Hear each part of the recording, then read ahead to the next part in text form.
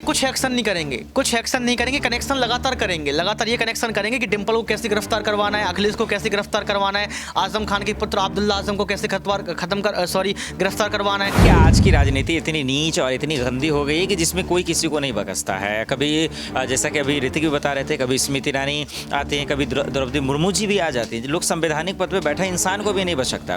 अगर बीजेपी कार्रवाई करती है, महिलाओं के खिलाफ अगर कोई बोलता है तो भी सवाल उठते हैं, नहीं करती है तो भी सवाल उठते हैं।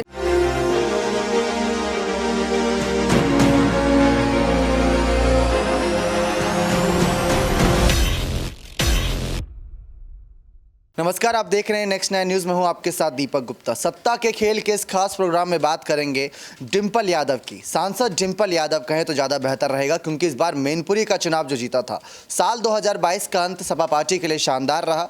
खतौली और मैनपुरी चुनाव उनके हक में गए थे। बात आती है सीएम योगी की। सीएम पद से इस्तीफा मांग रहे हैं अखिलेश यादव। सड़कों पर उतरी हुई उनकी पूरी सेना। सपा पार्टी के हर एक कार्यकर्ता समर्थक इस समय सड़कों पर हैं। इस समय कहें कड़ाके की ठंड में सड़कों पर उतरना सपा पार्टी ने एक अलग ही चुनौती ली हुई है। लेकिन आखिर ये सब वजह क्या है, इसके पीछे की वजह क्या है, वो आपको पहले जानकारी देते हैं। ऋचा राजपूत, आपको याद होगा ये नाम, बहुत ज़्यादा चर्चाओं में रहा बीते कुछ दिनों में। बीजेपी के तौर से एक नेत्री के तौर पर जानी जाती हैं और इन्होंने कुछ अभद्र भाषा का इस्तेमाल ना सिर्फ डिंपल यादव बल्कि अखिलेश की बेटी अदिति यादव के खिलाफ भी कह दिया था। अब बात जब आई महिला के सम्मान की, महिला पर कोई बात आई तो योगी सरकार ने चुप्पी साध ली। भले भूपेंद्र चौधरी की तरफ से, जो कि प्रदेश अध्यक्ष, उन्होंने कहा कि अगर ऋचा ने कुछ गलत किया होगा या जिसने भी गलत किया होगा डिंपल के खिलाफ ही ना सही किसी महिला के खिलाफ, तो हम उस पर जल्द से जल्द कार्रवाई करेंगे। और इतना हम भी मानते हैं कि बीजेपी ऐसे नेताओं पर कार्रवाई जरूर करती है जो किसी के मान सम्मान को ठेस पहुंचाते हैं, किसी के खिलाफ कुछ बयानबाजी करते हैं। उन पर पूरा यहाँ पर कहीं ना कहीं शिकंजा कसती नजर आती है भारतीय जनता पार्टी। अब जिस तरीके से बातें निकलकर सामने आ रही हैं उत्तर प्रदेश से कि योगी आदित्यनाथ का इस्तीफा मांगने के लिए सड़कों पर उतरे हुए सपा नेता, तो क्या वो अपने मिशन में कामयाब हो पाएंगे? सपा के समर्थक इस समय सड़कों पर हैं। डिंपल यादव यहाँ पर पूरी तरीके से, उनके हाथ में पावर भी है, एक सांसद के तौर पर हैं। सांसद के तौर पर देखा जाए तो सिपाही परिवार से अभी एकमात्र सांसद है डिंपल यादव। तो डिंपल यादव अभी तक इस मामले पर खुलकर एक भी बार बयानबाजी करती नजर नहीं आई है। अखिलेश ने कुछ बोला, शिवपाल सिंह यादव ने तो ये कह दिया कि 99 गलतियां माफ कर देंगे, लेकिन अगर 100वीं गलती ये होगी तो उसको कतई माफ नहीं किया जाएगा। केशव प्रसाद मौर्य ने भी साफ कहा कि यह सब सिर्फ एक ड्रामेबाजी है सपा पार्टी की, इसको एक मुद्दा बनाया जा रहा है जो कि असल में मुद्दा है ही नहीं। लेकिन बात यहाँ पर योगी के इस्तीफे की कर रहा है यहाँ पर सपा का हर एक समर्थक। तो क्या डिंपल के नाम से ही सही, डिंपल यादव के समर्थन से ही सही योगी सरकार महिला के समर्थन में कोई फैसला लेंगे? क्या अपने इस्तीफे की सोचेंगे? खैर, ये तो बहुत दूर की बात होती है इस्तीफे की, क्योंकि इतनी मुश्किल से 2022 की शुरुआत में सरकार बनाई, तो 2023 की शुरुआत में सरकार गिरवा नहीं देंगे। लेकिन चर्चा है कि जिस तरीके से सपा पार्टी एक मिशन पर निकली है, क्या उस मिशन में कामयाब हो पाएंगे? क्या सीएम योगी की कुर्सी को हिला पाएंगे? इन सब पर चर्चा करते हैं हमारे तमाम सहयोगी से। ऋतिक हमारे साथ मौजूद है, इनसे सीधा सवाल इसी मुद्दे पर रहेगा। डिंपल यादव के खिलाफ बयानबाजी हुई, सबने सुना, पढ़ा, देखा, लेकिन इसके बाद भी योगी आदित्यनाथ चुप हैं। महिलाओं के सम्मान की बात करते हैं, प्रशासन कहता है कि सबसे जबरदस्त चाक चौबंद है, लेकिन जब बात महिला के सम्मान की आई तो अखिलेश उस सम्मान के लड़ रहे थे। अभी तक कार्रवाई भी कुछ नहीं हुई। तो डिंपल के नाम से ही सही, लेकिन क्या योगी के इस्तीफे की पहली बार कोई मुद्दा उठ रहा है? देखिए, बहुत शुक्रिया दीपक। सबसे बड़ी बात मैं ये कहना चाहूँगा कि आज बीजेपी के नेता ने जब डिंपल यादव पर अभद्र टिप्पणी की है, उसके बावजूद आपने जिक्र किया कि योगी आदित्यनाथ चुप है, मोदी चुप है, तमाम नेता चुप रहेंगे। अगर यही टिप्पणी स्मृति ईरानी पर होती तो यहाँ पर सब कौन जाते। आपको वो मुद्दा याद होगा, मैं अजय राय का जिक्र करना चाहूँगा। अजय राय ने लटके झटके वाला शब्द उपयोग किया था, जबकि क्षेत्रीय भाषा है काशी की। उन्होंने साफ तौर पर कहा था, स्मृति ईरानी ने ट्वीट किया था, बयान दिया था कि गिरफ्तारी करवा लेंगे।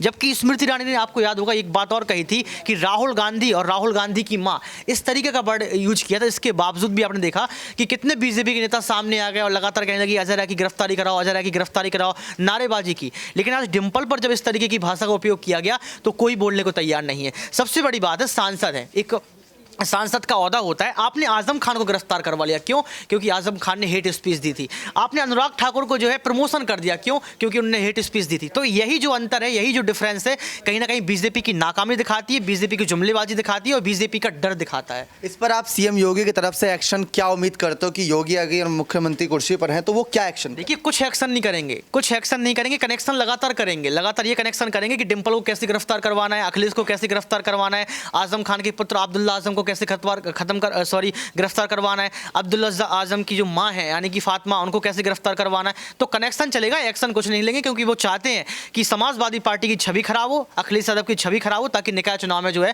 अपनी खीर पका सके। जी, लेकिन सपा पार्टी जिसके लिए जानी जाती थी, आंदोलन करने के लिए जानी जाती थी, और सपा अब आंदोलन भी कर रही है। यहाँ पर तमाम मुद्दे ऐसे निकलकर सामने आ रहे हैं कि सपा पार्टी इन्हीं आंदोलनों के लिए जानी जा रही है और तमाम आंदोलन कर रहे हैं। अब आंदोलन को लेकर सवाल रहेगा आसिफ सर से कि जिस तरीके से डिंपल यादव खुद इस मामले पर चुप है, अभी तक डिंपल की कोई प्रतिक्रिया सामने नहीं आई, लेकिन एक सांसद के तौर पर, एक महिला के तौर पर अगर उनके खिलाफ कोई गलत बयानबाजी हुई है तो पहले डिंपल को सामने आना चाहिए था। उनके पति अखिलेश यादव आए, चाचा शिवपाल सिंह यादव आए, उनके भाई यहाँ पर तेज प्रताप धर्मेंद्र सामने आए, लेकिन डिंपल चुप हैं। तो क्या डिंपल को अपने सांसद पद का इस्तेमाल करते हुए आगे आकर सीएम योगी कुर्सी को हिलाना चाहिए कि नहीं? शुक्रिया दीपक। देखिए, आज की राजनीति इतनी नीच और इतनी गंदी हो गई है कि जिसमें कोई किसी को नहीं बकसता है। कभी जैसा कि अभी ऋतिक भी बता रहे थे, कभी स्मृति ईरानी आती हैं, कभी द्रौपदी मुर्मू जी भी आ जाती हैं। लोग संवैधानिक पद पे बैठा इंसान को भी नहीं बकसता है। हाँ, ये एक ज़रूर है कि बीजेपी की रणनीति रही है, देखिए वो कार्रवाई नहीं करते। मैं एक एग्जाम्पल से समझता हूँ। प्रवेश वर्मा जो उन्होंने खुलेआम कहा था कि अगर आम आदमी पार्टी जीतती है तो दिल्ली के घरों में घुसकर जो है महिलाओं का बलात्कार करेंगे, आज भी वो खुलेआम घूम रहे हैं। उसके बाद अनुराग ठाकुर का चर्चा हुई, और बहुत सारे साधु संत हैं और बहुत सारे मुसलमान मौलाना भी हैं जो कहीं ना कहीं उन्हीं की तरफ से आते हैं, ज़बरदस्ती बुलवाते हैं। आप उन पर कार्रवाई क्यों नहीं करते हैं?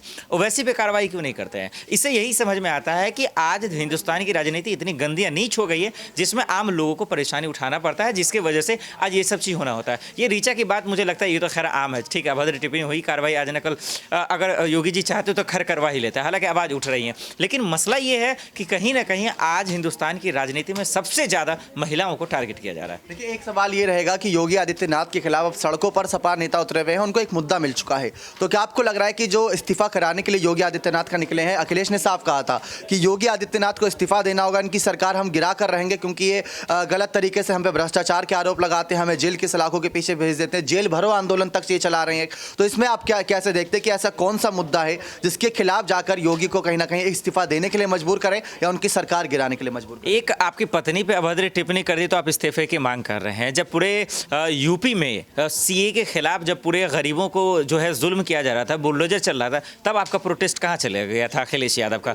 देखिए, जब ईमानदार आप हैं ना अपने लोगों के प्रति, गरीबों के प्रति, तो आप सड़कों पे दिन रात हुई है ना, क्योंकि महंगाई है, बेरोजगारी है, और खुद ही योगी जी बोलते हैं कि भाई 100 मुद्दे आप लेके रहिए ना। लेकिन आज जब पत्नी की बात आई है तो अब आपको मिर्ची लग रही है। मैं कहीं से नहीं मान रहा हूँ कि ये इससे इस्तीफे की बात हो सकती है। हाँ, अगर आप वाकई में अगर लोगों के लिए जो है मुरीद रहते या उनके लिए बारे में सोचते तो आप मुद्दों के हिसाब से प्रोटेस्ट करते ना, और हमें संविधान भी इस चीज़ का हक देता है और लोकतंत्र भी यही कहता है।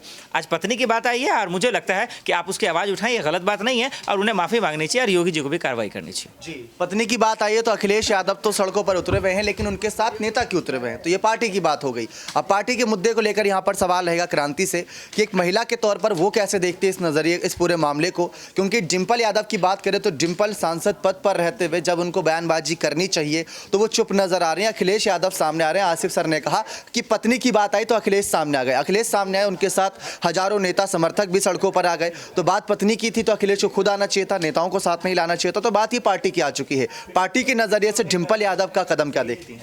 देखिए, जाहिर सी बात है कि यहाँ पर कोई पर्सनल आकर के तो कमेंटबाजी नहीं करता है ना। जाहिर सी बात है कि यहाँ पर कोई किसी नेता को देखता है कि सामने वाले विपक्ष में खड़ा है तो ही बोलता है। आज अपर्णा यादव को कोई क्यों नहीं बोल रहा है? क्योंकि वो बीजेपी के नेता है। लेकिन डिंपल यादव को इसलिए बोला जा रहा है क्योंकि डिंपल यादव जो है विपक्ष की नेता है।